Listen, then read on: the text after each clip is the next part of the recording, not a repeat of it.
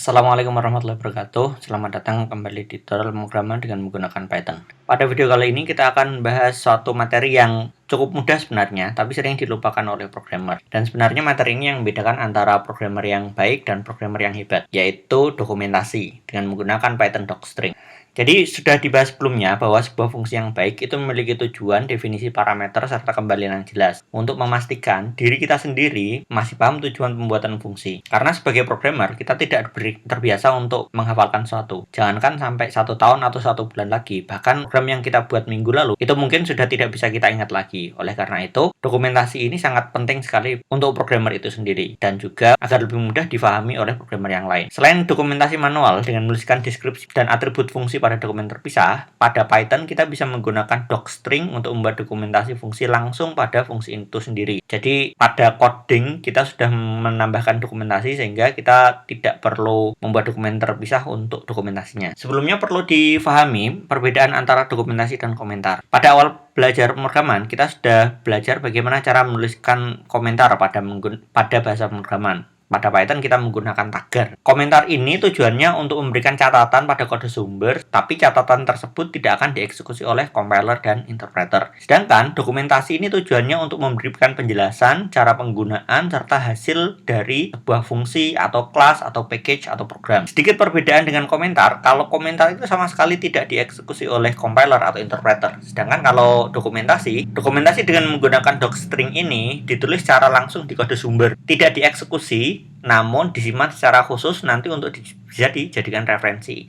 Dijadikan referensinya seperti apa? Nanti setelah kita buat docstringnya, kita atau text editor itu dapat menampilkan docstring tersebut dengan menggunakan atribut nama fungsi titik underscore underscore doc underscore underscore. Oke, langsung saja kita uji coba di sini. Saya konekkan dulu. Di sini saya sudah membuat fungsi penambahan dengan 2 parameter, nilai 1 dan nilai 2. Penambahannya body of function-nya seperti ini, ada hasil sama dengan nilai 1 plus nilai 2 plus 100. Hasilnya seperti apa? Di sini kemudian saya menambahkan docstring. Docstring ini dibuat dengan memberikan string tepat di bawah nama fungsi pada saat deklarasi. Ini docstringnya menjelaskan fungsi untuk menambahkan nilai 1 dan nilai 2 dan 100. Kemudian di sini ada list of parameternya, ada nilai 1, tipe datanya float, nilai yang akan tambahkan dengan nilai 2. Kemudian parameter kedua nilai 2, tipe datanya float, nilai yang akan ditambahkan dengan nilai 1 dan 100. Kemudian fungsi ini akan mengembalikan float, yaitu hasil dari penambahan nilai 1 dengan nilai 2 dan 100. Ini adalah docstring yang sudah kita buat. Kita menggunakan triple quote di sini agar penulisan string yang multi-line ini tidak perlu menambahkan quote buka dan kurung tutup tiap barisnya. Cukup 3 quote buka dan nanti 3 quote tutup di belakangnya. Oke, kita jalankan. Di sini saya sudah ngeprint penambahan titik underscore underscore doc. Ketika kita melakukan penambahan titik underscore underscore doc underscore underscore ini, maka program akan menampilkan docstring yang sudah kita buat ini. Di bawah ini yang kita buat docstring ini tampil di sini. Itu dari sisi kita sebagai programmer menggunakan seperti ini. Dari sisi editor di sini di Google Colab kita juga bisa melihat seperti ini. Kita hover mouse di sini maka dia akan tampil. Penambahan ini fungsi untuk menambahkan bla bla bla bla, sama seperti yang saya tuliskan di sini. Ini gunanya docstring. Oke, cukup mudah. Konsepnya sederhana. Kita tinggal menambahkan string di sini dengan menggunakan triple quotes buka dan triple quotes tutup pas di sini, maka di sini otomatis akan menjadi docstring. Pemanggilannya dengan menggunakan underscore underscore doc underscore underscore. Oleh editor yang canggih seperti menggunakan Colab atau menggunakan Visual Studio, nanti dia akan otomatis mendeteksi docstring yang sudah kita buat sebelumnya. Selanjutnya ada 2 tipe docstring, yaitu single line docstring dan multi line docstring. Dokumentasi fungsi tidak harus panjang, karena kalau memang cukup 1 baris sudah cukup, kita tidak perlu menambahkan berbagai macam penjelasan formal seperti contoh di atas ini ya. Ini contoh di atas ini docstringnya dan codingnya lebih banyakkan docstringnya. Ini sebenarnya tidak ideal ya, cuman saya menunjukkan bagaimana definisi formal sebuah docstring itu seperti ini, hanya untuk contoh saja. Kalau memang sebuah fungsi itu bisa dijelaskan cukup dengan menggunakan 1 baris, maka best practice-nya kita tidak perlu membuat docstring yang terlalu deskriptif. Strukturnya cukup sederhana saja. Fungsi ini melakukan apa, menghasilkan apa, itu sudah cukup. Kemudian tetap menggunakan triple quotes, meskipun cuma 1 baris saja, tetap menggunakan triple quotes agar kita mudah menambahkan penjelasan di lain waktu. Misalkan ketika nanti akhirnya kita butuh penjelasan yang lebih panjang, kita bisa langsung enter di bawah ini, langsung kemudian menuliskan tambahan di sini. Oke. Selanjutnya tidak ada spasi sebelum dan setelah deskripsi. Jadi sebelum ini nggak ada spasi seperti ini, setelah ini nggak ada spasi ini. Ini best practice dan merupakan konvensi, ini bukan kewajiban. Kalau tidak seperti ini akan error, enggak. Hanya saja yang dilakukan oleh programmer profesional biasanya seperti ini. Nah, contoh di sini saya membuat fungsi perkalian. Ada dua parameter, nilai 1 dan nilai 2. Sepertinya sudah cukup jelas. Perkalian ini dia akan mengembalikan hasil perkalian dari parameter nilai 1 dengan nilai 2. Hasilnya seperti ini. Saya tidak perlu menjelaskan ini parameternya, tipe datanya apa, kemudian returnnya apa, dan lain sebagainya. Tidak perlu seperti itu, karena fungsinya cukup jelas seperti ini. Jalankan. Ya, dia cukup mengembalikan satu baris saja. Kalau kita hover di sini, ini juga sudah muncul. Dia penjelasannya apa di sini. Itu kalau yang kita butuhkan hanya penjelasan sederhana. Kalau memang penjelasannya lebih panjang, kita akan menggunakan multi-line docstring seperti yang kita gunakan pada fungsi penambahan tadi. Jadi kalau misalkan fungsinya melakukan banyak hal dan yang jelas fungsinya memerlukan deskripsi yang lebih panjang, kita dapat melakukan dengan menggunakan multi-line docstring. Sebagaimana dijelaskan pada PEP 257. Ini saya tunjukkan PEP 257 seperti apa. Multi-line docstring itu sebenarnya seperti apa, ini dijelaskan di PEP 257. Ini PEP 257. PEP merupakan singkatan dari Python Enhancement Proposal. Jadi ini adalah dokumen-dokumen untuk memberikan masukan kepada programmer Python. Beberapa dokumen yang lain, ini kan dokumen ke-257 ya, PEP 257. Kalau dokumen-dokumen yang lain ada enhancement proposal yang lain, dan yang di sini dia enhancement proposalnya dia memberitahukan pada programmer yang menggunakan Python sebuah konvensi docstring. Convention artinya aturan yang jika dilanggar itu tidak ada konsekuensi hukumnya.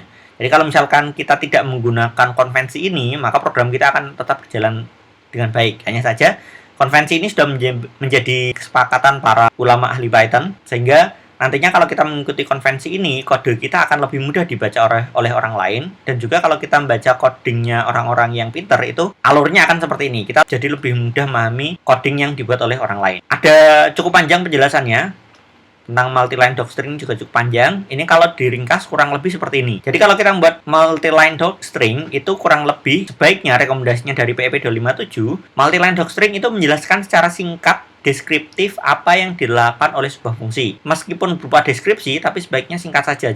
Nggak perlu panjang-panjang sampai bikin sampai 200 halaman hanya untuk satu fungsi saja, itu nggak perlu. Kemudian menjelaskan tipe data dari parameter beserta kegunaan dari parameter tersebut. Karena Python itu merupakan bahasa pemrograman dinamis, jadi kita tidak perlu mendeklarasikan tipe data untuk parameternya. Oleh karena itu, di docstringnya sebaiknya kita menuliskan tipe datanya apa. Numlist, integer, ukuran list yang akan dibangkitkan. Ini gunanya untuk apa? Kemudian selain itu juga menjelaskan tipe data kembalian yang dihasilkan oleh fungsi. Di sini tidak seperti C atau Java yang mewajibkan kita untuk mendeklarasikan tipe kembalian. Kalau di Python cukup langsung def random seperti ini, kita nggak perlu mendeklarasikan tipe kembalian. Sehingga di docstring ini sebaiknya dijelaskan juga random list ini mengembalikan apa? Dia mengembalikannya adalah list of integer. Jadi kalau kita sebagai programmer akan memanggil random list dan yang ingin kita lakukan adalah mengambil satu angka random saja, maka yang kita lakukan adalah melakukan pengambilan satu elemen dari list of integer seperti ini. Jadi ini contohnya multi-line docstring. Di sini saya menjelaskan random list, fungsi untuk membangkitkan list yang diisi dengan angka integer random sebanyak nilai yang tertera pada parameter numList. Parameter numList-nya adalah berisi integer, dia merupakan ukuran list yang akan dibangkitkan. Sedangkan return-nya, tipe kembaliannya berupa list of integer, isinya list yang telah diisi integer random antara 1 dan 1 sampai 10. Jadi dia nggak akan lebih dari 1 sampai 10. Kalau kita coba dijalankan di sini. Nah, dijalankan di sini random list 12 angka, maka dia akan menghasilkan list 12 elemen list dan angka randomnya tidak lebih dari 10. Dia hanya antara 1 dan 10 saja. Kemudian di sini saya cetak underscore doc-nya. Dia ada penjelasannya lengkap seperti ini. Kalau kita hover di sini, dia juga akan tampil. Nah, dia akan tampil seperti ini.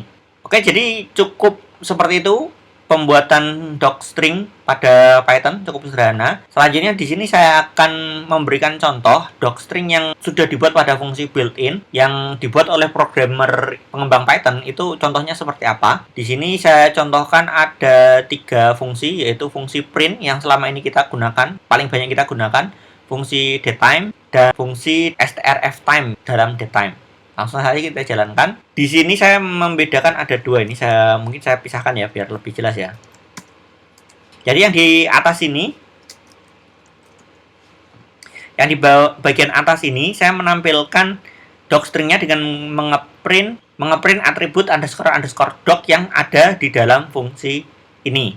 Sedangkan di bawah saya menunjukkan cara pemanggilan yang lain, tidak perlu underscore doc, tapi pakainya langsung help. Maka dia akan langsung tampil di bawah ini. Saya contohkan di sini fungsi print. Fungsi print itu dokumentasinya seperti apa? Nah, dia menjelaskan fungsi print parameternya ada banyak, ada value titik, artinya kita bisa mengisikan value sebanyak-banyaknya seperti yang sudah pernah dicontohkan sebelumnya pada infinite parameter, kita bisa menambahkan parameter sebanyak-banyaknya. Kemudian ada separator ini ya ini dijelaskan di bawahnya ya. Separator adalah string inserted between values. Kalau ada banyak value itu nanti akan dipisahkan dengan apa?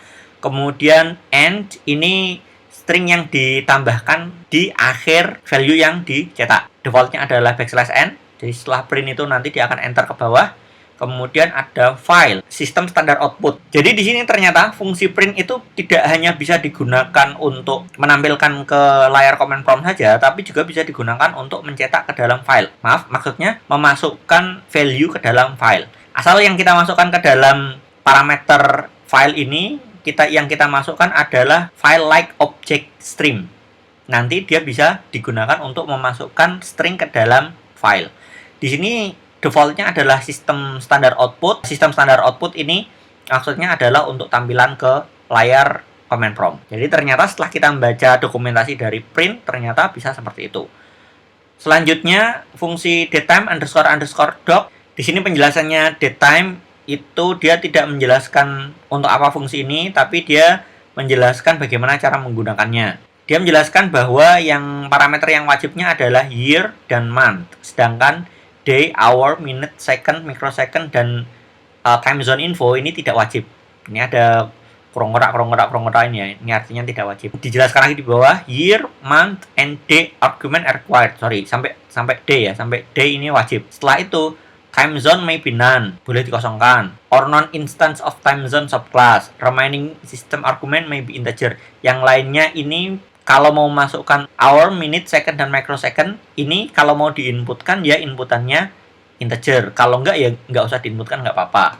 Kalau time zone info, ini selain dibiarkan kosongan, ini kita juga bisa memasukkan none. Kalau kita mau menggunakan time zone info. Ini dokumentasi yang ada di datetime. Sedangkan ini ada strftime. Ini gunanya untuk apa? Di sini penjelasannya sangat sederhana sekali. Format strftime style string. Ya, ini sebenarnya fungsi ini itu digunakan untuk menampilkan datetime sesuai format yang sudah kita definisikan. Definisinya ada definisi umum. Ya, sayangnya di sini dia tidak terlalu panjang ya. Kalau cari di dokumentasi Python yang online itu penjelasannya lebih panjang, strftime itu harusnya seperti apa. Ya, seringkali programmer memang malas membuat dokumentasi ya, jadi penjelasannya sangat tidak komprehensif seperti ini, sehingga akhirnya dibuatkan dokumentasi di tempat lain. Kemudian yang bawahnya ini, yang bawah setelah strftime ini sama dari fungsi print, tapi di sini saya menggunakan fungsi help untuk menampilkan docstringnya. Sama aja, cara penulisannya sama aja. Kalau kita menggunakan help, nanti dia akan otomatis seperti ini. Help on built-in function print in module built-in. Jadi yang ditampilkan help dan yang ditampilkan print underscore doc ini sebenarnya sama. Hanya saja dia memiliki format yang lebih rapi ya kalau kita menggunakan help. Dan tentu saja penulisannya juga lebih simpel. Cukup menggunakan satu fungsi, kita tidak perlu menuliskan underscore doc-nya. Kemudian yang di bawah ini saya menunjukkan help list sort. Saya ingin menampilkan fungsi sorting yang ada pada list. Ini sebenarnya dia penggunaannya bagaimana. Sayangnya ternyata di sini penggunaannya di docstringnya penggunaannya tidak terlalu jelas ini ya. Jadi cuma ngomong ini parameternya ada self, backslash, bintang, key sama dengan none, dan reverse false. Ini kalau yang nggak tahu ini fungsinya, caranya penggunanya bagaimana, ini mesti tetap bingung, ini kurang jelas. Makanya kalau kasusnya seperti ini terpaksa kita harus mencari dokumentasi online-nya yang di website Python resminya atau mungkin di tutorial-tutorial yang ada di internet. Selanjutnya tadi sudah saya jelaskan bahwa docstring ini tidak saja digunakan pada fungsi, tapi bisa juga digunakan pada kelas dan package. Di sini contohnya saya mencoba menampilkan fungsi docstring yang ada pada package CSV. Apa itu package CSV? Kita jalankan saja. Nah, sini sudah ada penjelasannya cukup lengkap. Modul CSV ini untuk apa? Modul CSV ini digunakan untuk parsing dan writing file CSV. Ini sudah ada modul reference-nya di sini, bisa dibaca di sini. Documentation automatically generated, ya automatically generated karena sudah menggunakan docstring ya. Modul reference, description dan lain sebagainya. Ya kalau kita hover di sini juga ada penjelasan yang cukup panjang di sini. Ada contohnya dan lain sebagainya. Kalau kita menggunakan Google Colab ini ya, atau kalau misalkan menggunakan Visual Studio mungkin juga akan menampilkan hal yang kurang lebih sama. Ya ini ada penjelasannya panjang sekali. Ini maksudnya untuk apa? Jadi kalau misalkan sewaktu-waktu kita harus coding, kemudian kita butuh referensi dan ternyata internetnya lagi error, nggak bisa connect, ya kita bisa menggunakan cara yang seperti ini untuk memahami sebuah modul yang akan kita gunakan itu sebenarnya fungsinya apa saja, kemudian dia digunakan untuk apa saja. Ini penjelasannya cukup lengkap ini, ada banyak sekali. Setiap fungsinya ada penjelasannya, kemudian parameter-parameternya, atribut-atributnya ini defaultnya seperti apa parameter yang tersedia dan lain sebagainya. Itu sudah dijelaskan di sini. Oke, jadi kurang lebih seperti itu penjelasan saya tentang Python docstring. Jadi seperti yang saya bilang di awal tadi, Python docstring ini mudah dan tidak perlu pusing-pusing untuk memahaminya, hanya saja sering terlewat karena programmer itu paling malas kalau disuruh buat tulisan untuk manusia. Programmer sukanya bikin tulisannya hanya untuk mesin. Padahal sebenarnya kalau kita sudah menjadi programmer yang tingkatannya lebih tinggi, kita perlu berkomunikasi dengan programmer yang lain. Kemampuan untuk memberikan dokumentasi yang singkat namun mudah difahami oleh programmer lain membuat kita sebagai programmer akan naik kelas, akan lebih dihargai daripada programmer-programmer lain. Akan dianggap sebagai programmer senior. Itu kalau kita sudah bisa menjelaskan ke programmer-programmer yang lain. Kalau kita bisanya hanya membuat coding yang hanya kita saja yang bisa memahami, tidak bisa dipahami oleh programmer lain, itu artinya kita masih di tingkat yang sangat dasar sekali. Oke, selanjutnya di sini ada latihan dekomposisi program ke dalam fungsi. Bisa dilihat di sini ada program sederhana untuk input, tampil, edit, dan hapus data nilai mahasiswa. Program ini dibuat dengan menggunakan input dan output berbasis konsol dan hanya satu fungsi saja, yaitu fungsi main. Di dalamnya ada codingnya yang cukup panjang. Ini bisa digunakan sebagai tugas untuk latihan bagaimana cara mendekomposisi sebuah program. Dari fungsi main ini bisa dipecah menjadi beberapa fungsi. Silakan teman-teman coba memecah fungsi ini menjadi beberapa fungsi. Logikanya sama dengan waktu kita mendekomposisi nih ya, mendekomposisi cara memasak Indomie. Dari instruksi yang panjang ini kita memecah menjadi instruksi yang lebih panjang. Maksudnya kita pecah ke dalam beberapa fungsi sehingga tulisannya jadi lebih panjang gitu ya. Sehingga nantinya harapannya nanti di sini di dev main-nya ini codingnya jadi nggak sepanjang ini. Codingnya nanti tinggal pemanggilan terhadap fungsi-fungsi yang sudah didefinisikan sebelumnya. Oke, silahkan di copy ini kemudian dibuat sebagai latihan. Kalau misalkan ada yang belum paham bisa ditanyakan pada kolom komentar. Oke, terima kasih. Cukup sekian dari saya. Wassalamualaikum warahmatullahi wabarakatuh.